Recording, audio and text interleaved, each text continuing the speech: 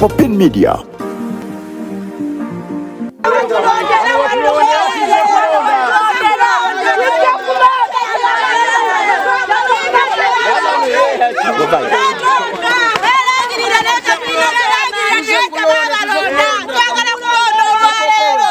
Okujjako nga baagala tufuuke babbi saatini tweyawulemu ero sebere y'ababbi tubaye tuze kulonda kyeyamaani naye batulemesezza buli ku disitulikiti we tukubira amasimu batugamba ekintu kimu mbu waliwo gwe mwalonda baleete obutambi obulaga nti twalonda.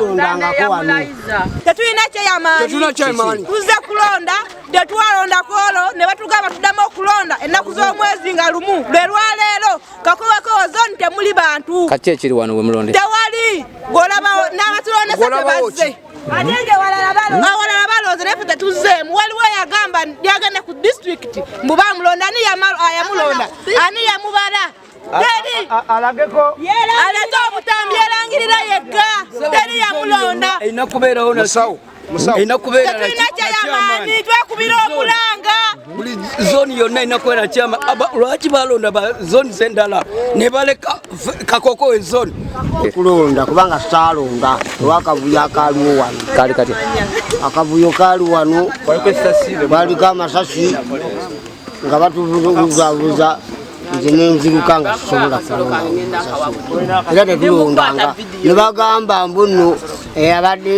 abaddeko yabasigalako atiyanga ate okulonda wekuli tulina okulonda kakowekowezo tebirina kyamaani tetulina kyeyamaani tuli awo tuli bwe tutyo tulinga be baleseewo obulesi kyalo kiki kakowekowe zooni kolooto lwaki temwalonda ekyatulemesa gaali masasi abasirikale bajja ne bakuba amasasi bwe bakuba amasasi netulibaka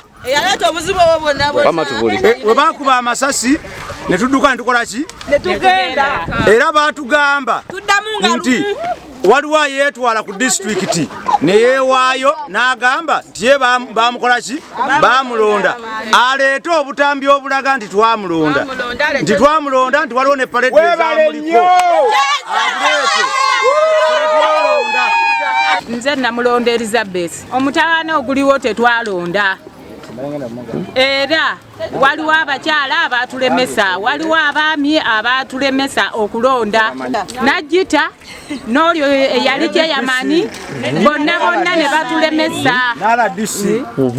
ne batulemesa okulonda kati awo tetulina kyeyamaani era owakakowekowe zooni tetulina kyeyamaani twagala tuddemu tulonde tumanye omufuzi yaani kati ffe abakadde tunaatwalangawo omusango mpagira embeera etali nnungi kyabani waffe tulonde obukulembeze obulungi obutali mu kwefuusa nga twagamba nga lumu nga tulonda tuli ku birala ate bakyamani bonna babuze n'abalondesa babuze tukooye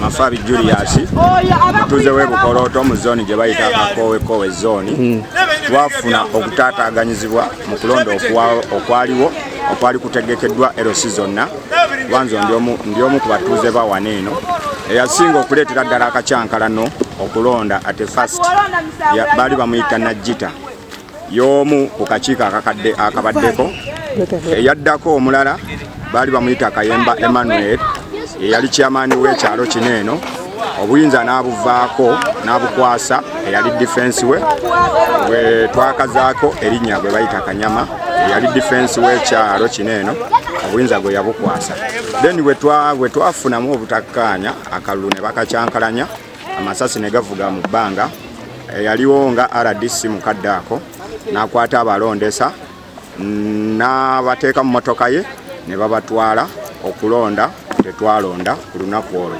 then twali tuli ku radio ku mikutu egyenjawulo ku TV mwami Simon Byabakama n'agamba ebyalo ebyataataaganyizibwa ebitalonda birina okuddamu okulonda nga lumu ogw'omunaana lwe lunaku olwaleero olw'omukaaga tuzze mu bungi nga mutulaba oba nga mutulabye tuzze kulonda tewali balondesa tebazze tusaba mwami Byabakama mwami Baramu kyemanyi na buli gwe kikwatako yena ajja tuyambe.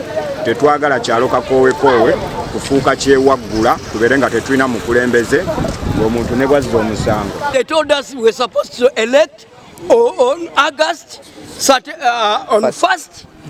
That's what they told us, really. And what is the situation now? The situation, what we are trying to talk about is supposed to be done, is supposed to be put into what? Consideration. Because yes, each and every zone is supposed to have what we call the chairman. Do you have one? Do you have one here? Pardon? Do you have one here? We don't have me, I don't know anyone. Me, I know the one whom I'm going to elect. That's what I know, really. And they are not supposed to be very myopic and very cantankerous like that. Tetwalonda n'olwaleero tetulonze n'olwaleero tubadde tukyalinda okuba nti tuddwamu okulonda naye tetufunye balondesa kujja mu kifo kyaffe ekyakakooyekoowe. Tetwabalako kubanga munnaffe oyo bwe tubagamba eyawangudde eyawangudde bwe batugamba nti yawangula baateekako ow'ekisiikize gwe tutamanya ne gye kyava yafuna akalulu kamu. Yafuna twali twakalondako nga ye akafuna omu, nze nemba nga nfunye abantu baali 4 nga munnange afunye abantu 5. Bulayani amasasi ne gavuga, RDC n'ayimiriza okulonda n'okuva ku olwo n'aganja teekateeka okulonda okujja. Netwewunyiza munnaffe ayita mu bantu ng'abagamba nti ye chairman. N'olwaleero no tukyakyemulugunya nga tukuba omulanga eri ow'ebyokulondesa Mr. Byamukama otuddiremu mu fayiro zaffe kusaba kwaffe n'okwemulugunya kwaffe tusobole tuyambe ekyalo kyaffe kifune omukulembeze omutebenkevu alondeddwa ab'ekyalo.